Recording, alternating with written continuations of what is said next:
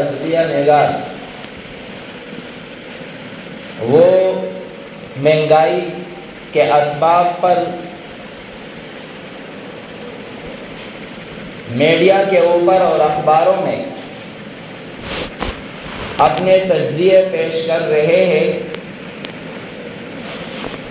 اور عوام میں بھی بے چینی اور بے سکونی اور مہنگائی سے تنگ ہونا یہ ساری چیزیں پائی جا رہی ہیں.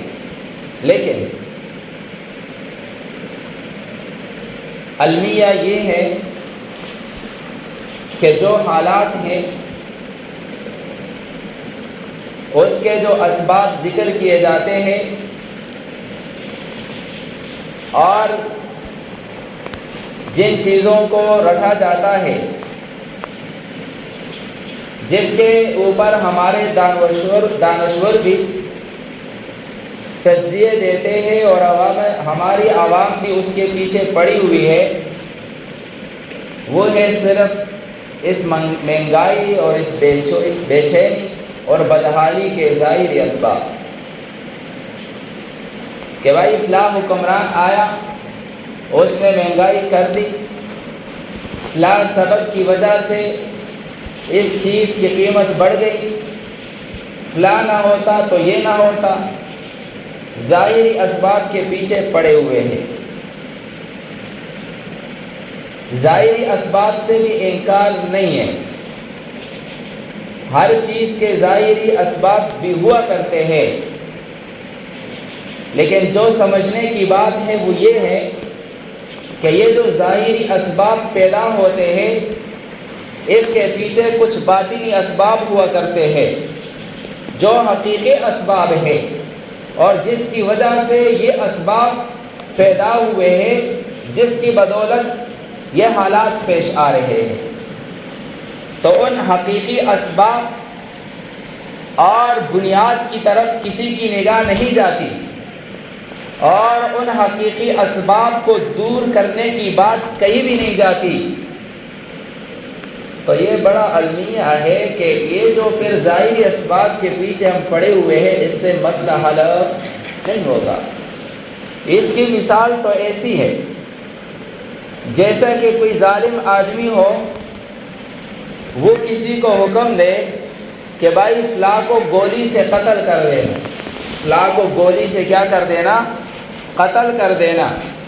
ابھی ایک ظالم کے کہنے پر وہ گولی لے کر، پستول لے کر گولی آدمی کو مار دیتا ہے اور گولی سے وہ آدمی مر جاتا ہے. ابھی دنیا کے دانشور، تجزیہ گار، سیاستدان اور عوام اس بات کے پیچھے پڑ جائے کہ چونکہ یہ آدمی گولی سے مرا ہے، اگر گولی نہ ہوتی تو یہ آدمی نہ مرتا، لہٰذا یہ گولی ختم ہونی چاہیے، یہ گولی کو اس کے کارخانے بند ہونے چاہیے. تو کیا اگر گولی کو ختم کر دیا جائے اور اس کے کارخانے بند کر دیے جائے تو یہ دوسرے کو قتل کرنا یہ رک جائے گا؟ نہیں، اسباب اور پیدا ہو جائیں گے. اصل سبب کیا ہے؟ جو ظالم ہے، جس نے حکم دیا ہے، جو حکم دینے والا ہے، اس کا ہاتھ پکڑ لو. اگر اس کا ہاتھ پکڑ لو گے تو لہٰذا آگے وہ حکم نہیں دے گا، دوسرے کو قتل کرنے کا سبب پیدا نہیں ہوگا. تو اصل سبب جو تھا اس کی طرف نگاہ نہیں گئی. ظاہری سبب کے اوپر اگر کوئی آدمی زور دے گا تو کوئی عقل مند ان کو بیوقوف ہی کہے گا کہ بھائی اصل میں یہ آدمی گولی سے تو مرا ہے، لیکن گولی سے مرنا، گولی اس کے لیے ظاہری سبب ہے، اصل سبب وہ اس کا حکم ہے، ظالم کا حکم ہے. آج ہمارے ہاں بھی یہی ہے کہ حقیقی سبب کچھ ہے، ظاہری اسباب کچھ ہیں.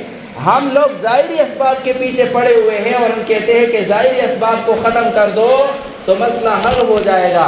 ظاہری اسباب کو ختم کرنے سے مسئلہ حل نہیں ہوگا جب تک کہ حقیقی اسباب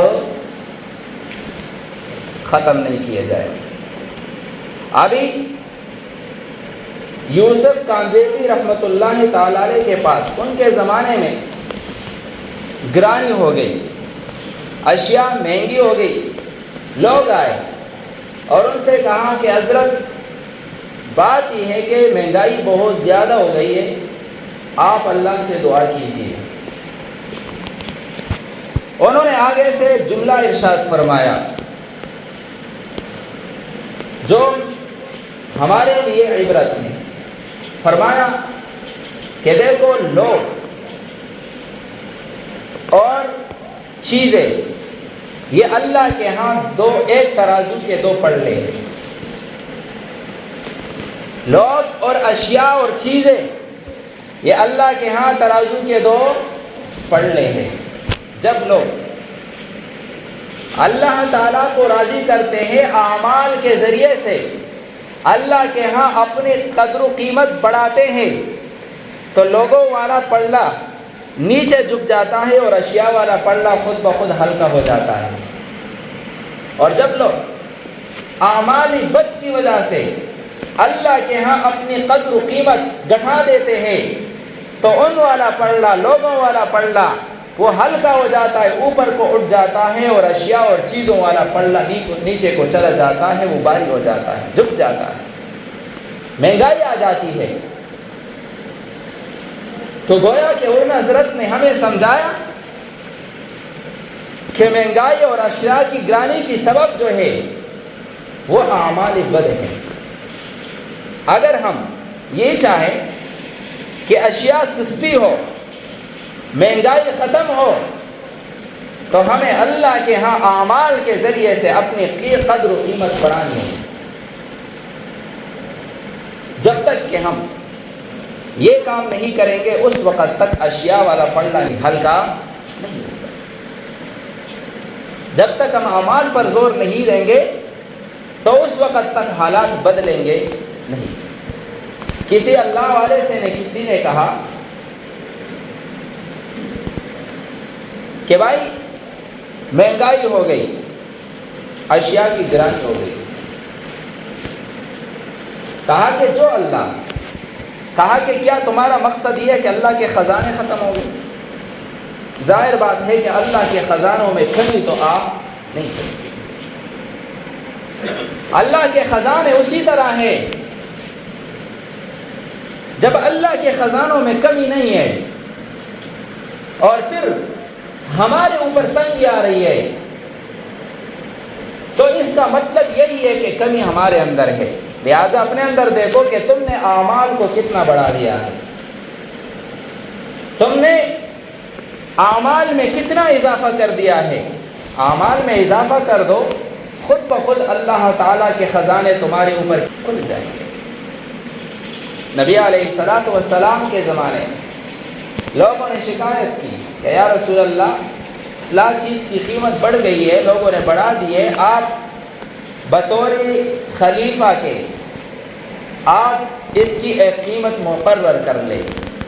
نبی علیہ الصلاۃ والسلام نے اپنا طرف سے قیمت مقرر نہیں کی اور فرمایا کہ اللہ تعالیٰ ہی کشادگی کرنے والے ہیں اور اللہ تعالیٰ ہی تنگی کرنے والے ہیں. اللہ ہی ریٹوں کو سستا کرنے والے ہیں اور اللہ تعالیٰ ہی بڑھانے والے ہیں، میں نہیں. تو نبی علیہ الصلاۃ والسلام نے خود اس کی قیمت مقرر نہیں کی، کہا کہ یہ معاملہ براہ راست اللہ کا ہے. جب اعمال ٹھیک ہوتے ہیں تو خود بخود چیزیں سستی ہوتی ہے. اللہ کے خزانے کھل جاتے ہیں. جب اعمال بد ہوتے ہیں تو پھر اللہ تعالیٰ کی طرف سے تنگی آتی ہے. بہرحال وہ کون سے اعمال ہیں، وہ کون سے باطنی اور حقیقی اسباب ہیں جس کی وجہ سے، جس کی بنا پر ہمارے اوپر یہ حالات پیش ہو چکے ہیں. مہنگائی ہے اور اشیاء کی گرانی ہے. تو اس کے اسباب کی طرف نبی کریم صلی اللہ علیہ وسلم نے جو حدیث میں نے خطبے میں پڑھی اس میں نبی کریم صلی اللہ علیہ وسلم نے چند چیزیں بیان فرمائی ہے. حضرت عبداللہ بن عمر رضی اللہ تعالیٰ عنہ کی روایت فرماتے نبی علیہ الصلاۃ والسلام نے ہمیں خطاب کیا، ہمارے طرف متوجہ ہوئے، فرمایا خمس اذا ابتلیتم بہم واعوذ باللہ ان تدرکوہم، کہ 5 باتیں ایسی ہیں کہ اگر وہ تم میں پائی جائے، 5 خصلتیں اگر تم میں آ جائے تو حالات خراب ہوں گے۔ تو کہا میں اللہ سے پناہ مانگتا ہوں کہ وہ آپ کے اوپر نہ آئے، صحابہ اکرام سے فرمایا۔ لیکن قیامت سے پہلے وہ آئے گی۔ ان میں سے پہلی خصلت یہ بیان فرمائی کہ لم تظہر الفاحشۃ فی قوم حتی یعلنوا بها الا فشا فیہم الطاعون والاوجاع۔